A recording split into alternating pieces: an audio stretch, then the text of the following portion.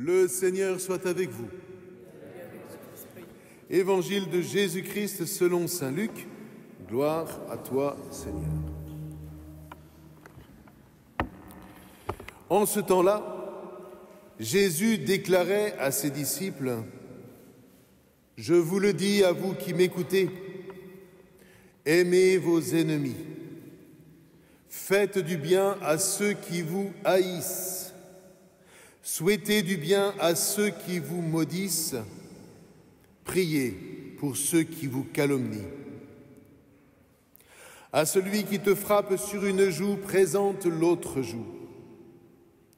À celui qui te prend ton manteau, ne refuse pas ta tunique.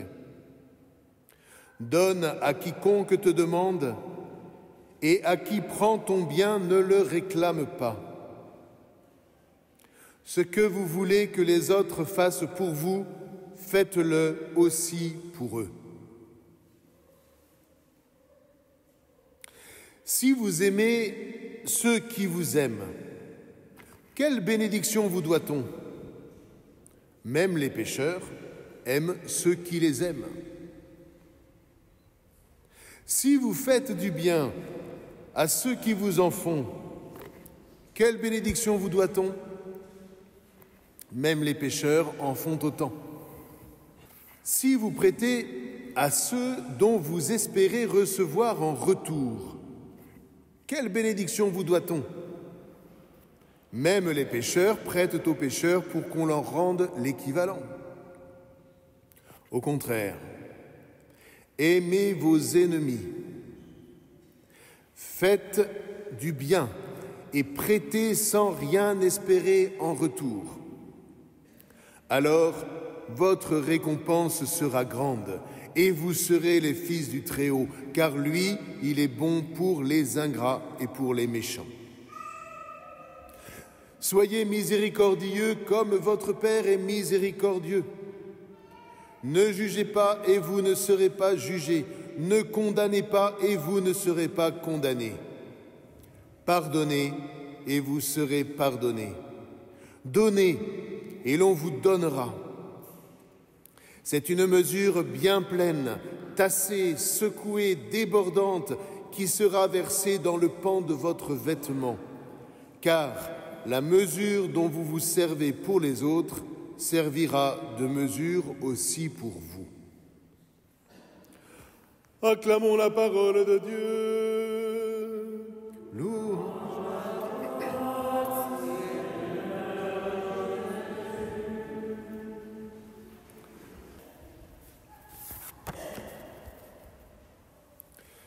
Alors, comme d'habitude, nous allons prendre les textes les uns après les autres et essayer de nous nourrir de ce qu'ils ont à nous offrir.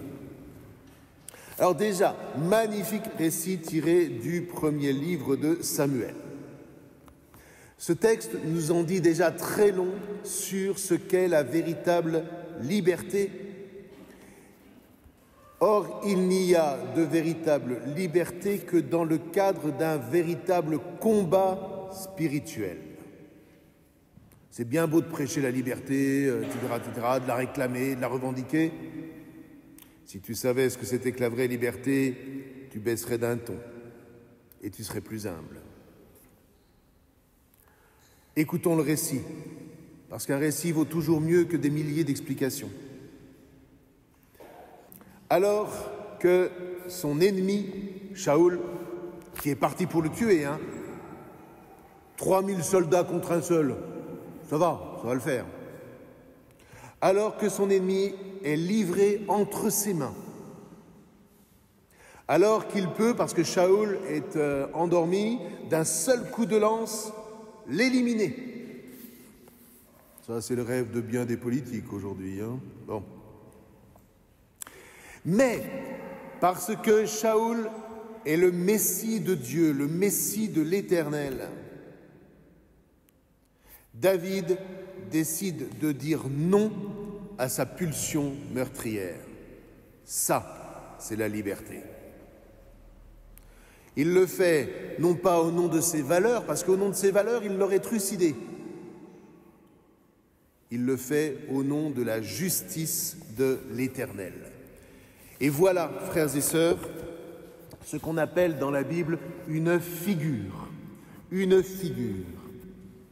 Une figure n'est pas un modèle. Un modèle, on cherche à l'imiter. On imite un modèle. On ne cherche pas à imiter une figure, on cherche à la suivre. C'est différent, à la suivre. Pourquoi ? Parce que nous sentons que suivre une figure nous rend quelque part meilleurs, nous rend plus forts.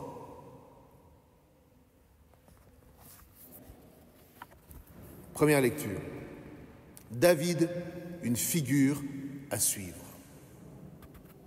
Maintenant, posons-nous la question, pourquoi bénir le Seigneur comme nous y a invité le psaume ? Parce que la miséricorde et la tendresse qui le caractérisent ont été ancrées en nous par la création. Je m'explique. La tendresse et la miséricorde de l'Éternel ne sont pas des valeurs. Ce sont ce qu'on appelle des attributs. Et les attributs, ce sont des qualités qui sont tellement essentielles que si vous en retirez ne serait-ce qu'une seule, ce n'est plus de l'Éternel dont vous parlez. Ce n'est plus de Dieu dont vous parlez. C'est ce qu'on appelle un attribut. Or, une figure comme David, c'est cet homme ou cette femme qui a fait précisément de cette miséricorde et de cette tendresse divine une qualité propre. David, par ailleurs, est loin d'être parfait, donc il ne s'agit pas de l'imiter. En revanche, dans des moments comme celui qui vient de nous être raconté, eh bien nous pouvons reconnaître en lui l'image de Dieu. Nous avons été créés à l'image et à la ressemblance de Dieu, ça veut dire que en nous, en potentiel, il y a les attributs, entre autres, de la miséricorde et de la tendresse. Ce qui fait que si tu refuses de vivre selon ces attributs-là, entre autres, tu ne réponds pas à l'appel qui est le tien et qui est de faire passer ce potentiel de miséricorde et de tendresse au réel. Cela ne peut se faire, frères et sœurs, que si nous consentons à suivre le Seigneur, à suivre l'Éternel, à suivre les figures qui nous racontent que la chose est possible. Saint Paul. Donc, être chrétien, pour nous, c'est suivre la figure du Christ.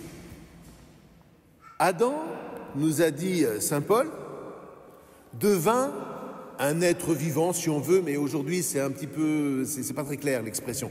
En fait, en grec, il devint une âme vivante, c'est-à-dire qu'en lui a été déposée une âme par Dieu. Et que représente cette âme ? Cette âme représente un potentiel, encore une fois. Ce qui veut dire que si Adam veut véritablement être celui qu'il est appelé à être, il doit déployer ce potentiel, il doit faire passer ce potentiel au réel. Chaque fois que ce qui est inscrit en moi en potentiel et qui est à l'image de Dieu passe dans le réel, alors, comme disait Saint Paul, je me mets à vivre véritablement de la vraie vie qui consiste à donner la vie. C'est ça, passer du potentiel au réel. Sauf que, il ne vous a pas échappé qu'est intervenu ce qu'on appelle le péché. Qu'est-ce que c'est que le péché ? Le péché, ce sont toutes les sirènes de ce que la Bible appelle le mauvais penchant, le yetzer hara en hébreu, c'est-à-dire la convoitise. La convoitise. Par la convoitise, la mort est entrée dans le monde, dit le livre de la sagesse au chapitre 2. Et donc, ce pauvre Adam, un petit peu aidé par Ève, il ne faut pas l'oublier non plus, ce pauvre Adam, qu'est-ce qui s'est passé ? Il est créé avec ce potentiel, d'accord ? Sauf qu'au moment de le faire passer au réel, il va choisir de rester dans son potentiel. Pourquoi? Parce qu'il se trouve que ce potentiel est un objet de jouissance. C'est terrible. Il est dans une situation où il doit passer du potentiel au réel. On lui dit « tu ne mangeras pas de ce fruit » et voilà que le mauvais penchant lui dit « vas-y, mange ». Et il le mange et il en jouit. Forcément, ça lui fait du bien de manger ce fruit. Sauf qu'il n'est pas passé du potentiel au réel. Il macère dans son potentiel. Sauf qu'un potentiel qui n'advient pas au réel, ça s'appelle la mort. C'est le paradoxe dans la Bible. La mort ne vient pas après la vie, elle est avant. Parce que la mort n'est pas une sanction qui arrête tout. La mort, c'est en réalité ce potentiel qui nous est offert et dont il nous faut sortir.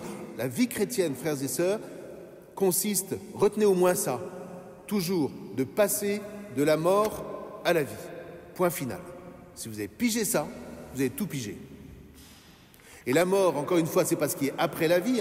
J'en parlais avec un prêtre il n'y a pas longtemps, il me disait « ouais, c'est vrai que pour moi, il y a la vie, la mort, alors on saute par-dessus la mort avec le Christ et puis on reste dans la vie. » Ah ben non, c'est pas comme ça que ça marche.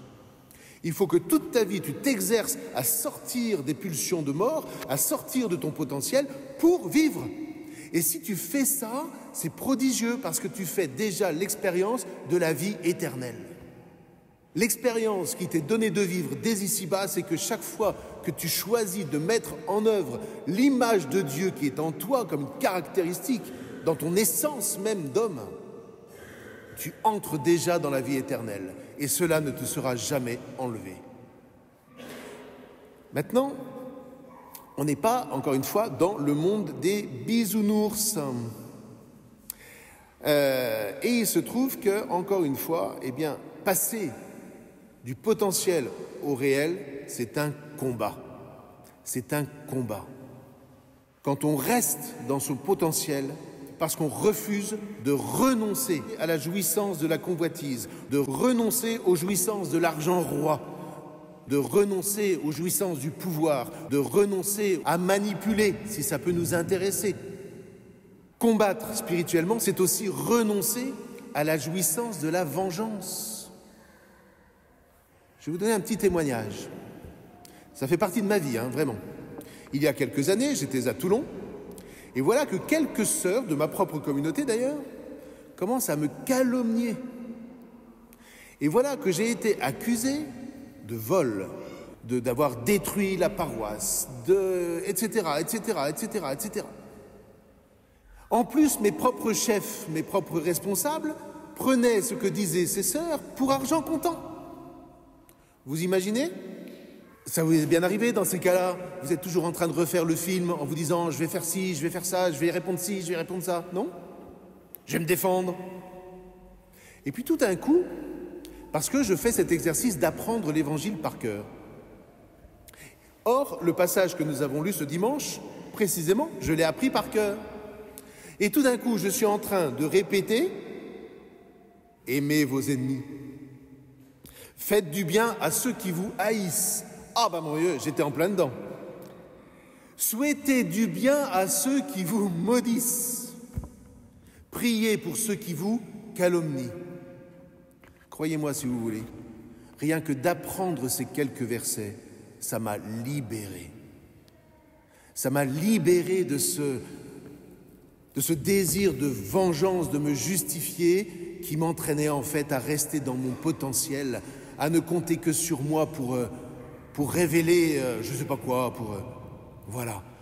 Le Christ m'a aidé à passer de la mort à la vie.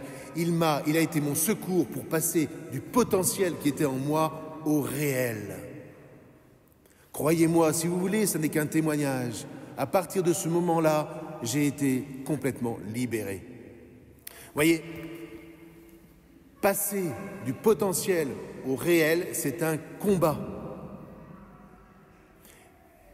Vous y penserez en relisant l'Évangile cette semaine. Ce combat consiste à choisir de se mettre au service de l'autre et à renoncer à mettre les autres au service de soi. Voilà ce qui s'appelle la tendresse et la miséricorde. Et quand je vis cette tendresse et cette miséricorde, non pas comme des valeurs, mais comme des attributs qui me dévoilent et qui me font entrer non seulement dans le réel, mais dans la vie éternelle, alors le cœur de Dieu se réjouit. Voyez, et je terminerai sur cela. En réalité, la dimension spirituelle, frères et sœurs, nous l'oublions trop souvent, nous ouvre un chemin qui est avant tout un combat. Et le combat, en grec, ça se dit agonia. Vous reconnaissez que vous êtes dans une vie spirituelle, que vous avez une vie spirituelle, que vous vivez spirituellement lorsque vous traversez avec le Christ une agonie. Encore un mot piégé, parce que l'agonie aujourd'hui, c'est celui qui va passer de vie à trépas. Il agonise. Mais non! Enfin, c'est pas, en tout cas, oui, il agonise, mais pas dans le sens où on l'entend habituellement. L'agonie, c'est la lutte, en grec, existentielle. C'est la lutte qui est angoissante. Et croyez-moi, quand il s'agit de sortir du potentiel pour aller dans le réel, alors même que spontanément vous aimeriez rester dans le potentiel, c'est angoissant. C'est angoissant. C'est existentiel. Sauf que lorsque, avec le Christ, avec le secours du Christ, avec le secours de l'Eucharistie, parce que l'Eucharistie, c'est l'agonie du Christ, eh bien nous passons avec lui de la mort à la vie. Tout ça pour vous dire, voyez, quand on lit l'Évangile, c'est loin d'être des idées en l'air. Et lorsque nous reconnaissons des figures dans la Bible et que nous essayons de les suivre, nous ne mettons pas en œuvre des valeurs. Nous devenons ce que nous avons toujours été appelés à être. Eh bien, frères et sœurs, c'est ce que je nous souhaite, en particulier en ce dimanche. C'est ce que je nous souhaite pour notre vie dans l'Église. C'est ce que je nous souhaite parce que c'est alors vivre de la grâce. Et c'est ce chemin-là qui fait de nous de véritables fils du Très-Haut. Amen.